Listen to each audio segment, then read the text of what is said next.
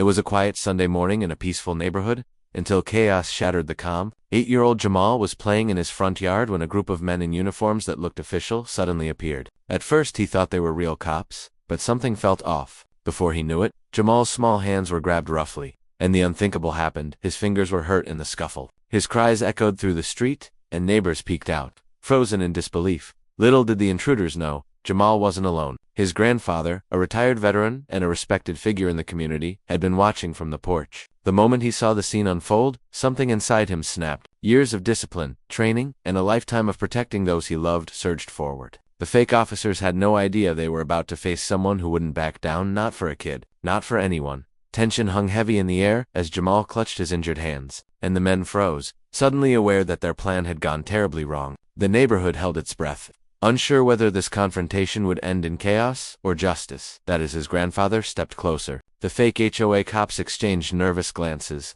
realizing that this simple act of intimidation had just awakened a force they couldn't predict. What happens next could change everything for Jamal and for the men who thought they could get away with it. The story is about courage, family, and the shocking moment when ordinary people are forced to stand up against injustice. And right now, the outcome hangs in the balance. Grandpa Lewis wasn't just any retired veteran. He had spent decades serving in situations where split-second decisions meant life or death. Neighbors often saw him tending his garden or fixing fences, but few knew the sharp instincts that hid beneath his calm exterior. Jamal, full of energy and curiosity, had always idolized his grandfather, following him everywhere in their quiet neighborhood. Today, that bond was about to be tested in a way no one could have imagined. The fake HOA cops didn't know who they were dealing with. They had dressed the part convincingly, carrying badges and clipboards, and they thought fear alone would make people comply. They had been targeting the community for weeks, intimidating residents under the guise of HOA enforcement, and Jamal's family had unwittingly become their latest target. As Grandpa Lewis stepped forward,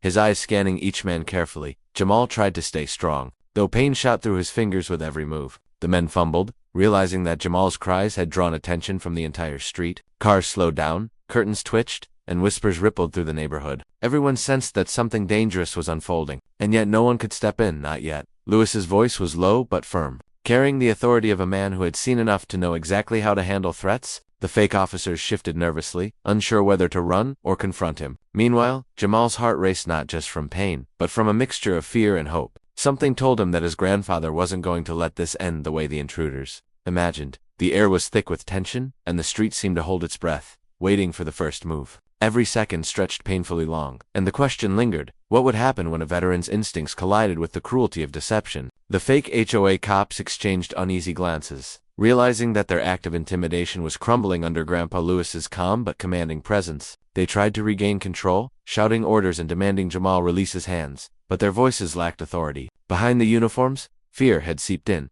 and it showed. From across the street, neighbors peeked through windows and doorways, some reaching for phones to call for help. Mrs. Thompson, who had seen these men lurking in the neighborhood before, whispered to her husband that something wasn't right. Other parents gathered their children, worried about what was unfolding just steps from their homes. The tension in the street was palpable, every heartbeat synchronized with the standoff. Jamal clutched his injured hands, tears brimming in his eyes, but he felt a strange sense of courage knowing his grandfather was right there. Lewis moved deliberately, his military training guiding every step. He wasn't just protecting Jamal, he was sending a clear message. This neighborhood wouldn't be terrorized, not by fake authority or fear tactics. Meanwhile, one of the intruders began to panic internally, realizing that their scheme wasn't as simple as they thought. They had underestimated the community's vigilance, the presence of a disciplined veteran, and the impact of harming a child. Their confidence wavered, and small mistakes started to slip, shuffling papers. Glancing nervously around, whispers exchanged that only increased the uncertainty in the air. Every angle of the conflict was tangled now. Jamal's pain, the intruder's fear, the neighbors' mounting anxiety, and Grandpa Lewis's calculated approach. The tension kept spiraling, and the outcome remained uncertain. No one knew who would make the first move or whether the confrontation would escalate beyond anyone's expectations. Grandpa Lewis's eyes never left the intruders, sharp and unblinking, scanning for any sign of movement. Each second felt heavier than the last, the kind of weight that makes time stretch unnaturally. Jamal sat on the curb, trying to hide his trembling hands, the pain sharp but mingled with a flicker of hope. He could feel his grandfather's strength radiating toward him, a silent promise that he wouldn't be left alone. The fake HOA cops were visibly rattled now. One of them whispered urgently to another, but the words were drowned by the distant sound of neighbors stepping outside, their presence adding pressure without them even realizing it. Cars slowed down on the street, and the quiet hum of the neighborhood was replaced with an almost electric tension. Every person who had dared to peek through windows or doors now held their breath, unsure of what would happen next. Lewis took a deliberate step forward, his posture unwavering. His voice, calm but firm, cut through the chaos. "You don't belong here. Leave now." The words were simple, yet carried the weight of decades of discipline and authority. The intruders froze, glancing at each other with mounting panic, realizing that their intimidation tactics had failed. Jamal's gaze shifted nervously between the man and his grandfather. His small chest heaved with fear and anticipation. The intruders began to fumble, their earlier confidence cracking under the scrutiny of the street, the neighbors, and the veteran who refused to back down. The tension reached a breaking point. Every heartbeat, every movement, felt magnified. Something had to give. The standoff hung in the air like a storm about to break, and the neighborhood seemed to hold its breath, waiting for the moment when control would finally snap or explode. Just when it seemed the fake HOA cops were frozen in fear, a new element shattered the fragile tension. A car screeched to a halt at the end of the street, and a figure jumped out, flashlight in hand. It was one of the neighbors, Mr. Carter, who had once been a local security officer, running toward the scene with a look of alarm. His sudden appearance added a layer of unpredictability no one had anticipated. The intruders stiffened, realizing their plan had gone completely off course. Their carefully staged intimidation had turned into a full-blown spectacle, witnessed not only by the boy and his grandfather, but now by dozens of neighbors who were slowly emerging from their homes. Jamal's heart pounded, the pain in his fingers momentarily forgotten as adrenaline surged through him. Grandpa Lewis, sensing the shift, subtly adjusted his stance. The intruders now faced not one, but two authoritative figures who were unafraid and fully aware of their deception. The tension escalated further as whispers spread through the street, neighbors moving closer, some dialing 911, some just watching, unsure if they should intervene. Every passing second amplified the danger.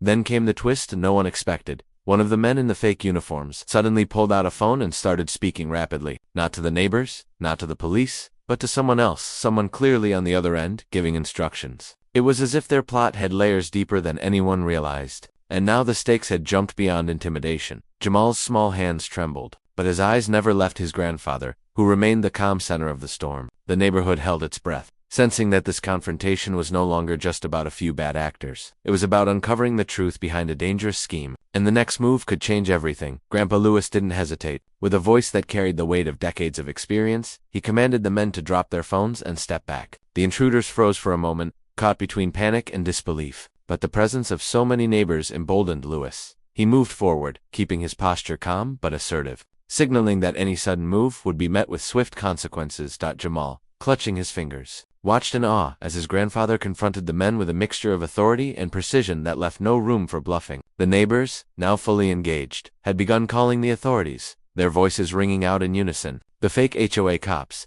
realizing their deception had been exposed and the neighborhood was united against them, finally faltered. One by one, they raised their hands, dropping their fake badges and clipboards, the phone still dangling from one man's hand as he muttered hurried excuses, just as relief seemed to wash over T.